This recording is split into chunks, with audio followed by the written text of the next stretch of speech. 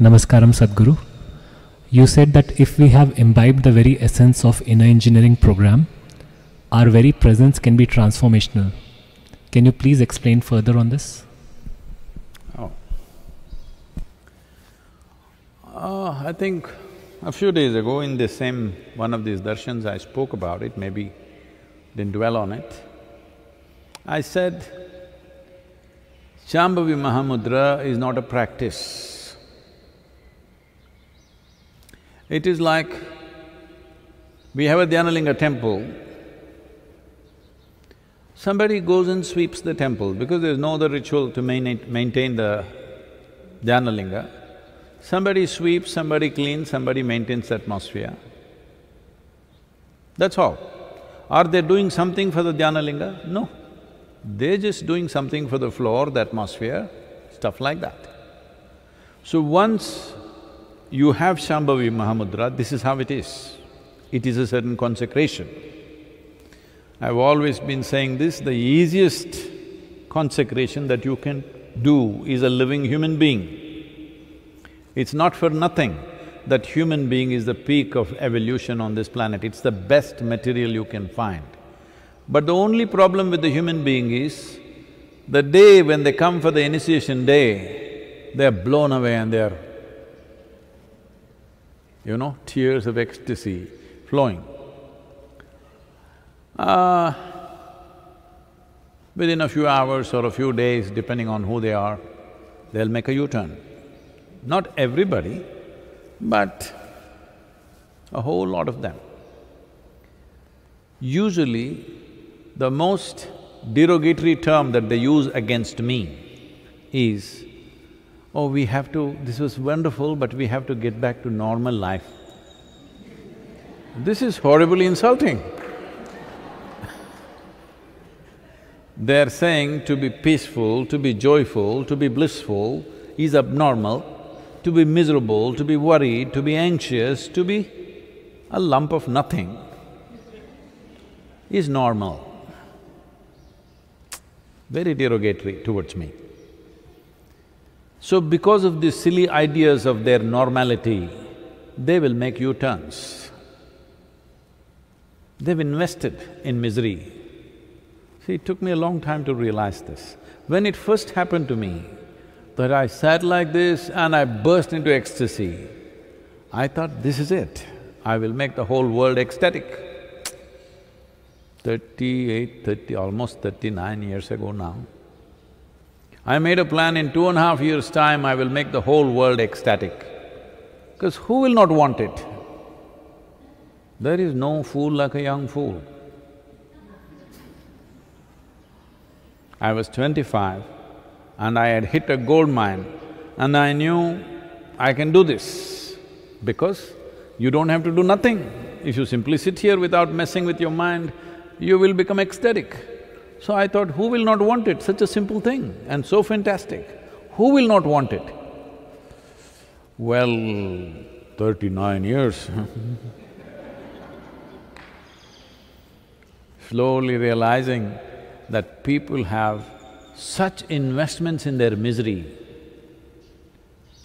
Even if you show them an ecstatic way to live,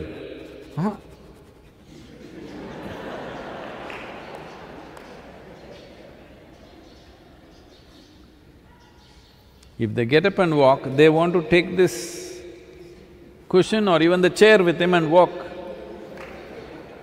Yes.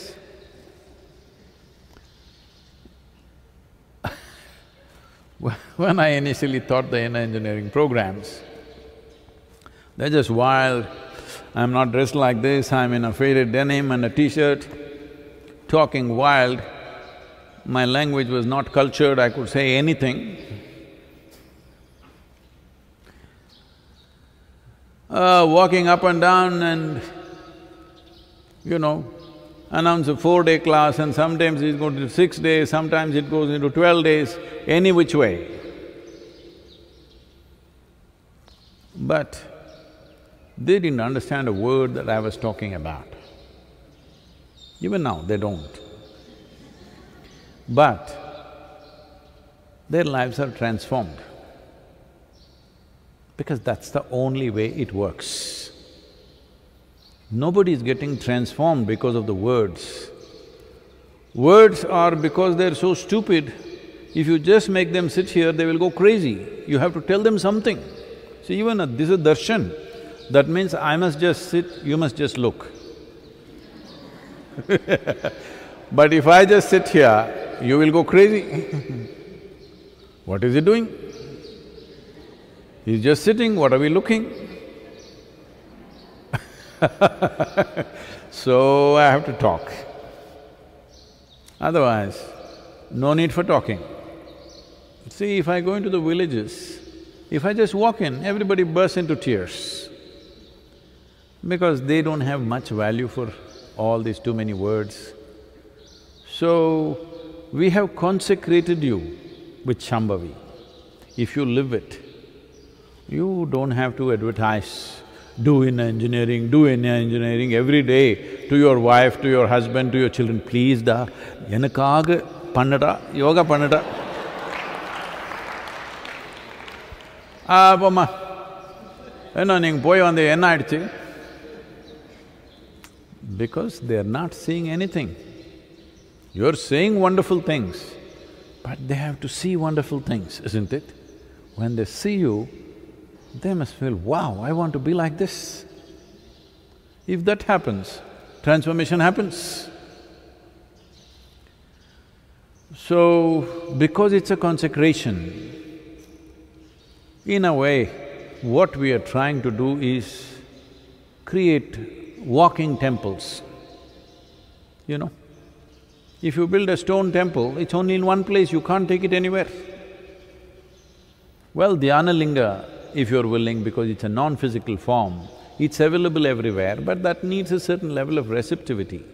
So that's why we thought we will create millions of walking temples.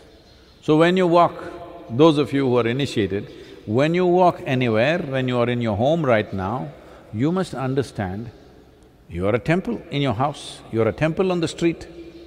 You must walk knowing this. People will come to you in a certain way. You don't have to preach anything, you don't have to advertise, you don't have to have it inner engineering tattooed on your forehead. None of those things are needed. You simply be truly that you are living, constantly responding in a limitless way, without any sense of boundary. In a level of your emotion, you are like a mother to the world. Don't do anything, simply sit there, people will get transformed. Not just people, plants will respond, animals will respond, everything around you, even inanimate things will reverberate differently, 100%, I'm telling you. Well, there are a lot of textbook scientists who will immediately say, oh, he's spreading pseudoscience. Well, their idea of science is rudimentary. Real scientists will never say such things, because they know what they have explored is a tiny speck, what is unexplored is limitless. So, it doesn't matter who says what. If you just live with these two things, you didn't understand anything else, you just have to keep the atmosphere clean. See, right now there is Dhyana Linga temple, however powerful it may be. If you put filth in front of that temple, even if it's very powerful, people will not go there. You keep it in a certain way, people will go. So your practice is just that, cleaning up the place and removing the cobwebs every day, that's it. You are not doing anything to energize, it's not like Shakti Chalana Kriya, you're trying to build something, which is a long affair. That's why we shifted to Shambhavi, because I didn't see people have neither the perseverance, nor determination, nor commitment to really work to build themselves up to another level, because that's a lot of work. Kriya Yoga is a lot of work. This is why we came to Shambhavi Mahamudra. Mudra means it's already there. You just experience it, you live it, that's all. You don't have to do it. But just daily removing of cobwebs, cleaning up the floor, this is all your work, rest will happen.